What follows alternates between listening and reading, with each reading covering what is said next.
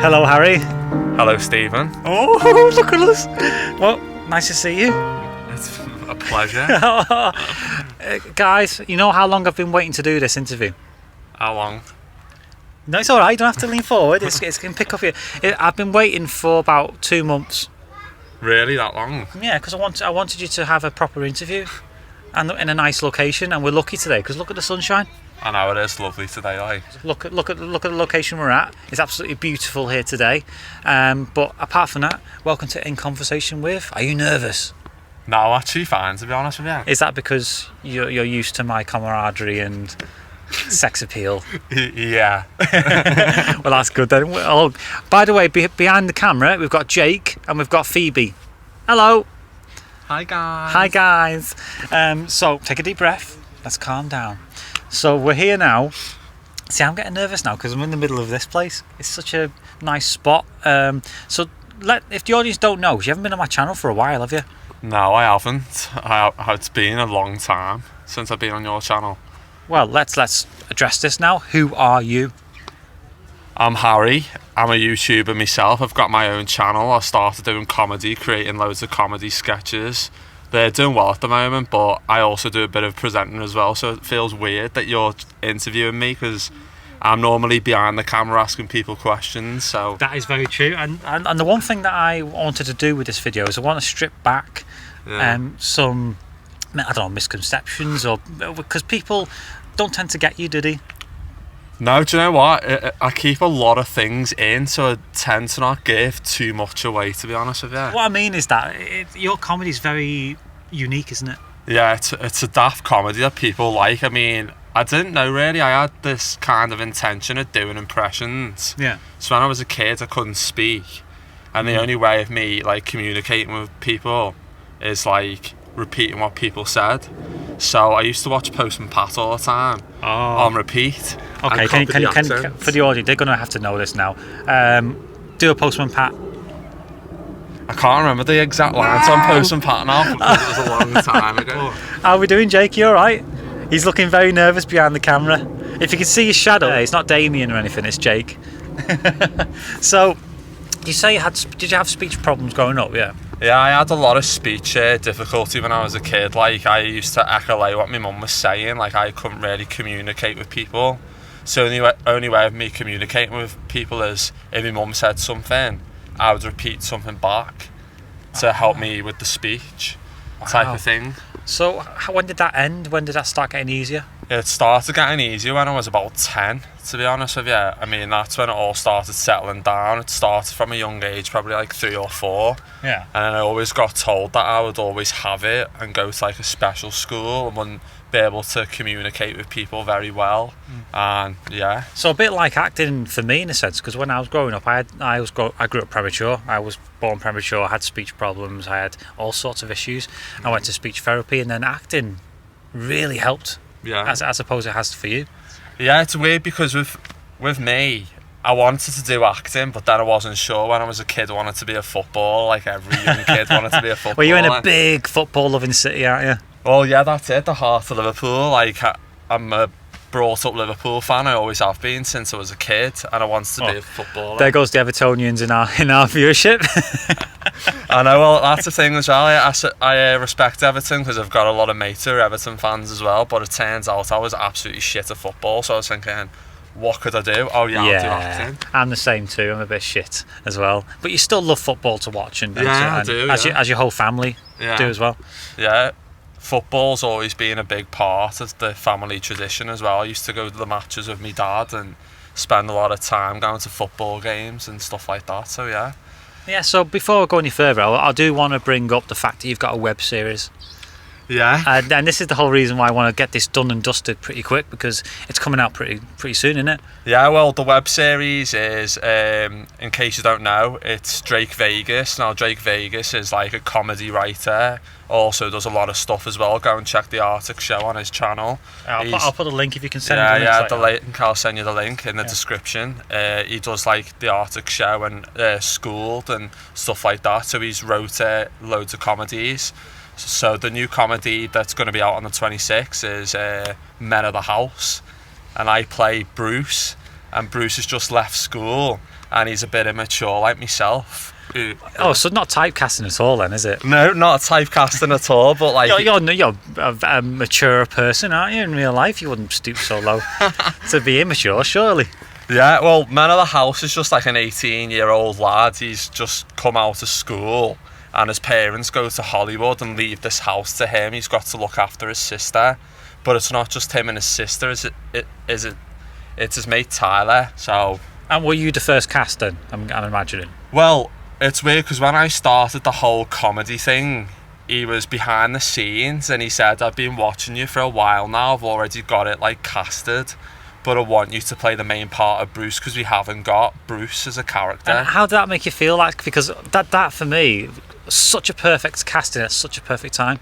It's weird because as soon as he said that, we want you to play the role of Bruce, I was thinking at first, because you don't know these people, because I didn't know who Drake was. I was like, is he a scam? Is this like, is this legit? Like, what's going on here? And he said, no, I've got a web series. And I was thinking, I'll go and check his YouTube channel out. This is the thing. I mean, it was echoing in your head because I've said it a few times. You've got to be careful what people are offering you out of the blue. Yeah. And you've done your research, and he's a genuine guy. He brings out some weird stuff as well, some surreal stuff, doesn't he? But this one's a lot more grounded, isn't it, Holloran? Yeah, I mean, the way it's written, it's really clever as well. I mean, it's not the type of like comedy humour that you see, like what you watch the In-Betweeners for and stuff like that.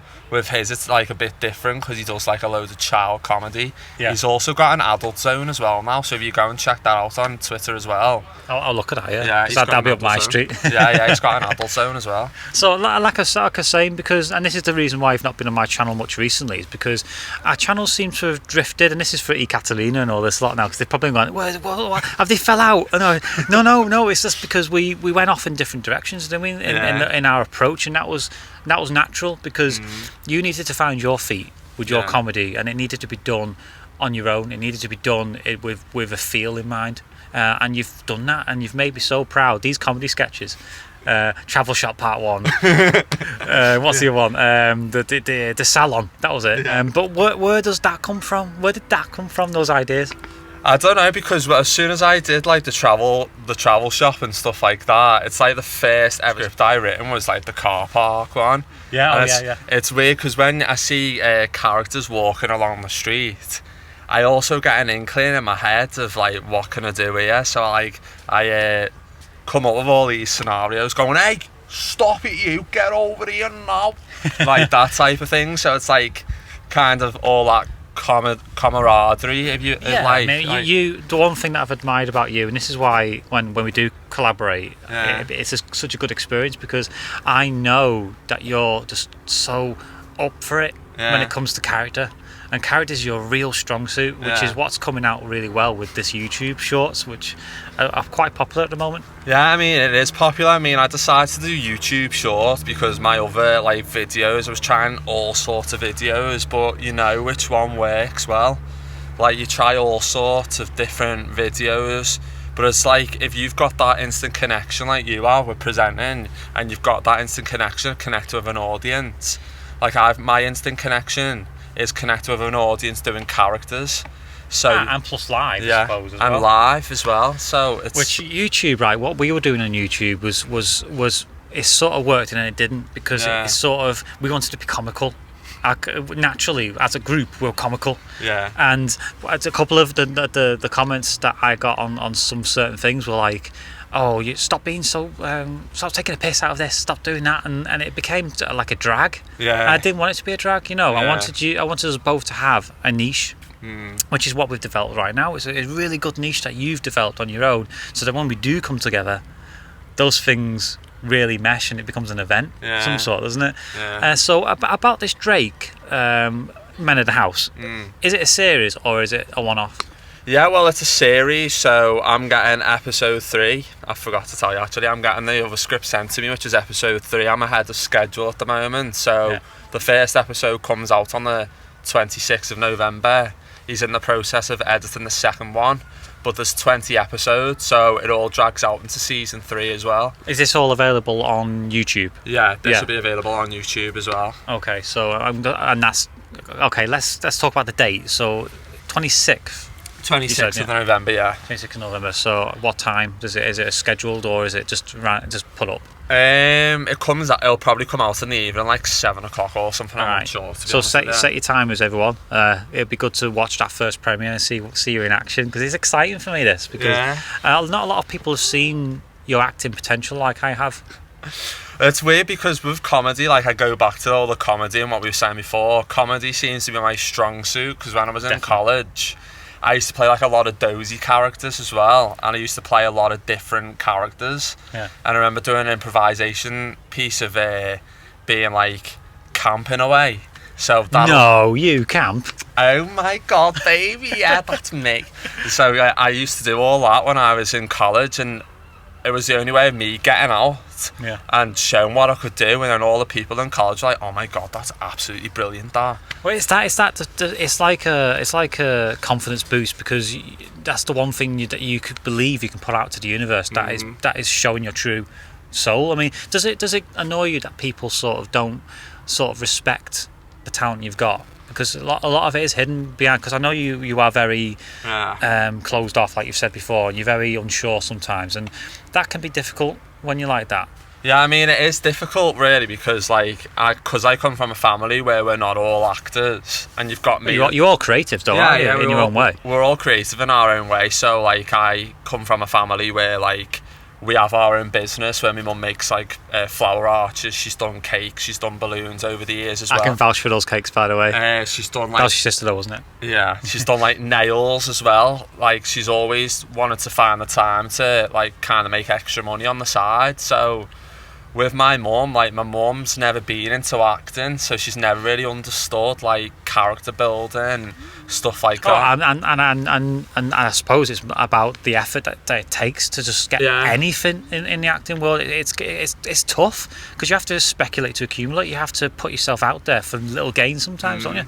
Well, it all came from like my cousin as well. Like, me and my cousin used to watch Gavin and Stacey, so my cousin was always like my biggest kind of inspiration on comedy as well, because I'd be like, oh Gavin, what's the curtain, you know, that kind of thing. You know those bloody accents. So it's like one of them things. Like, she like inspired me to do comedy type of thing, but I come from a family where like we're not like really, really confident, and we like to shy away from the camera. I found that, and imagine like someone like me walking in, who's full of that, who's full like, hey everybody, and then suddenly like, I must bounce off your parents like a water off a duck's back. Yeah, it's weird, because like my other cousin's been into acting as well, so like I get that confidence boost from him, because he's also a musician as well, so he did a lot of acting back in the day.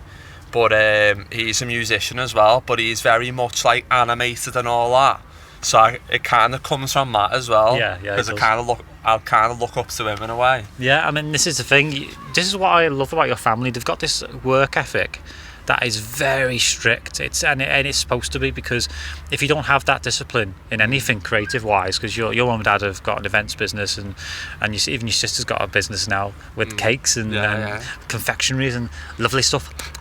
But the thing is that without that discipline, you don't have anything, and this is where you needed to have a bit more discipline in your approach, which you've found. I think it's weird, because it takes you a long time of what you want to do. Like with my parents, they encouraged me to go to acting courses. Before acting, I did karate, I did cricket, I did all sorts. And to be fair, mate, you're very good at each one you've showed me. Because you showed me a lot of like weights and fitness and food and everything that you describe, you've got competence in.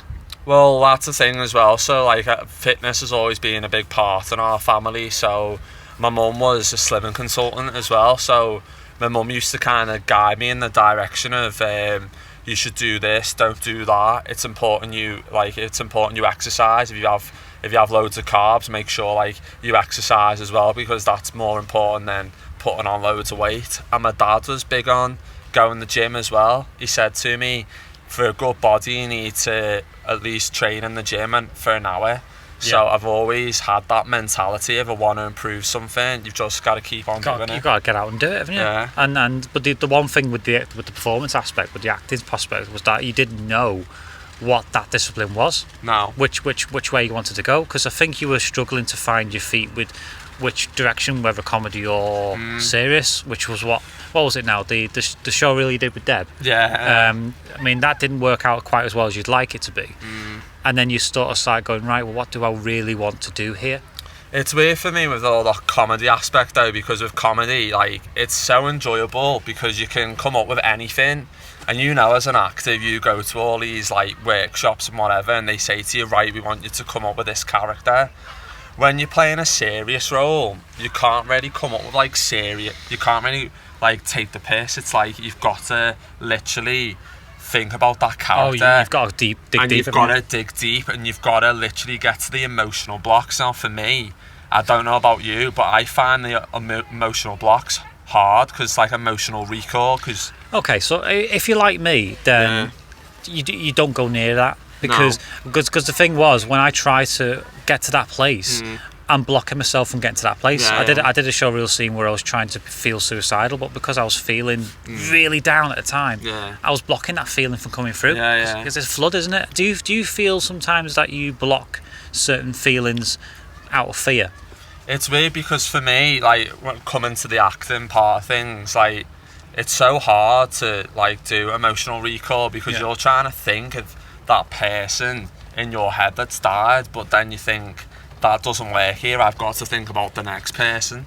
So it's I mean, it's whatever suits you, whatever connects you to that feel. And you know, you've had a lot of you've obviously had a lot of pain like everyone else has in your life, but you tend to deal with it in a certain way, don't you?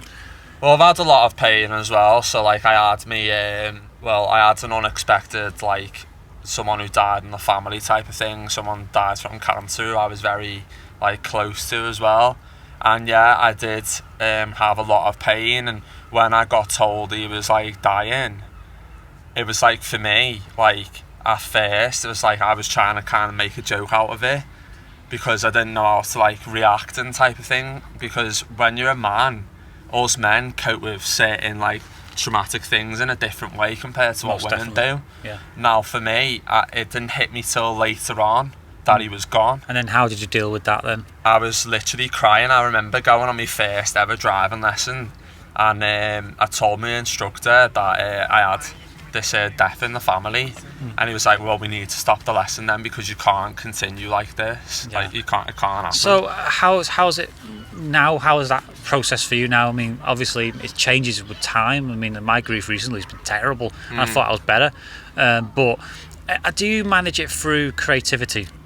Well, that's the thing as well. So I try and do a lot of creative things, thinking I can write scripts and that. But we all we both me and you can write scripts. The problem with that is that we're linear with our approach. Fleshing it out. Where it's the flesh out bit, which I'm rubbish at. You know, character based. Yeah, it's weird because the whole character base, what you were saying before, unless you've got this type of character that you want to come out with, and it comes back from all the serious bit. Unless you're into serious acting and you know exactly what you want, what journey you want to go down, it's easy for you to write a character because it's like, okay, I've got this character in mind, he does this, he does that, and then an actor like ourselves can kind of relate to it because this is the thing. I was saying to you when you sent me that script, we're just still only read halfway. Fucking useless recently. But the thing is, right, it's all about what it feels to flow. If your energy is flowing towards comedy, and you can't think of nothing better than writing a stupid character somewhere, then that's where your energy should be. And sometimes I think that you feel it's necessary to write serious because that's what's expected of you. Is that is that true? To a certain degree, yeah, because I wanted to try and do something different because I've always done comedy and I wanted to be, it's like more versatile acting, isn't it? So I wanted to do more versatile acting, so I was like, what can I do to make myself more versatile so people go, oh, Harry's just known for comedy, so that's all he's ever going to be. Yeah, but you need to get to a point first, don't you? You need to express yourself where it's the most flexible for you and then get known for it and then try other things rather than pitching yourself. I mean, I've been guilty of this too, trying to be all things to everyone. You know, and this is why since September I've been branching out and going, what do I feel? And then it's took me that way, and this is why you've gone that way. But for me, you've done it now. You've managed to find your little thing that makes you unique, which is the daft comedy, the silly grins, the silliness. And that's what people really want now. We're in a depressing world. Yeah. Do you know what I mean? Yeah, this is the thing as well. So like, I always make my parents laugh all the time. I mean, my dad's like got a straight face. I'm like, snap out of it, you. That type of thing. So it's like, I just come. This is the thing with me. Like for me, I'm not no comedian. I just come out with like one-liners, or I'll just say something completely stupid. Don't say so sure. I think you could be at some point, but again, comedians is very disciplined. Yeah. You have to study it. Yeah. And be open to the rejection of it, because it's scary being on your own, hoping your material will fly or land. Or whereas comedy characters is better for you, isn't it?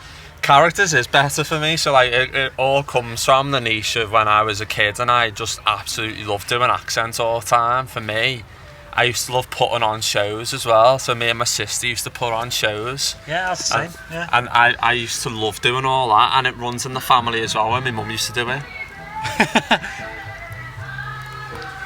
Who's that? Someone's walking past with a boombox or something.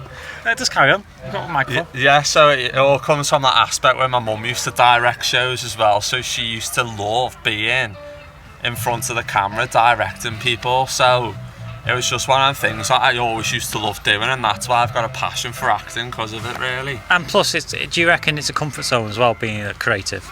Yeah, it is a comfort zone, to be honest, because like if you don't try all sorts of things, what do you know? I mean, how do you know whether you're going to be good at anything if you don't try? Exactly. Were you nervous when you first started your travel shops and your salons and your little sketches? Were you nervous putting it out there? I was nervous putting it out there, yeah, because I've been bullied in school, and because of the first YouTube channel I had with my friend as well, doing Crossbar Challenge. It was like one of them things where I don't know whether people are going to like love it or take the mick out of it. So it was like one of them things. This is the thing. I used to be, I was an actor from early age, like 6 till now, really. And to me, it didn't really care. I didn't really care about the bullies, because the bullies were always going to be there. But at the same time, you want people to like you. Yeah. And it's hard when people have got this narrow vision. And do you think your comedy is finally starting to get through to people? Well, yeah, that's the thing. I'm just trying like all sorts of different comedy styles and stuff like that, rather than making it like all the same and it ends up being stale. You've just got to keep up with all the different comedy aspects. So I try and practice all the different accents to make people laugh as well, to be honest with you. And it's very good. I love it. And are you getting a good response in the comments as well, from what I gather? And the good thing, actually, this is another question: is these comedy shorts just for you as solo projects, like a mono, or is it can other people join in? Yeah, other people can join in as well. Like, eventually I would love to try and get it out there on like telly or whatever, but I've just got to be realistic for now, start out what I'm doing and then kind of build up.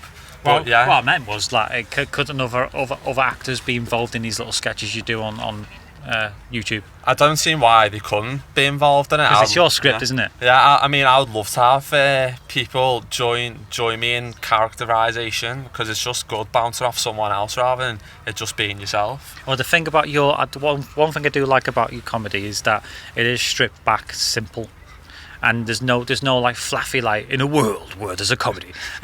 It's all like, hello, how can I help you? And it's one vocal point. Yeah. You know what I mean? And did you use a green screen for the Men of the House? Yeah, I did use a green screen for the Men of the House. Why are you not using the green screen for the comedies?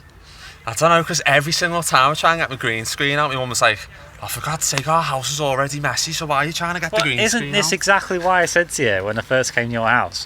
Set aside the room just for you to do your thing, like audition tapes, online streaming, green screen, paint the wall green. Yeah. You know, it just makes it far easier, so you can just step in, do your thing, step out. Yeah. You could do 2 or 3 a day. Yeah, I suppose I could, really, yeah. Exactly. So it's think, mate, think. Are you happy right now? You seem very comfortable and happy right now. Is that true? Are you happy?